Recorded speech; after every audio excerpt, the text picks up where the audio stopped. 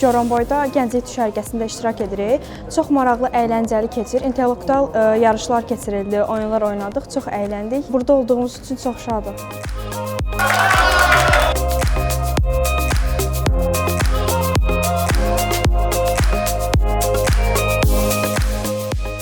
Biz bugün Gənclər paytaxtı olan Goranboyda Yaşad düşərgəsində, Gənclər həftəsi Yaşad düşərgəsində iştirak edirik.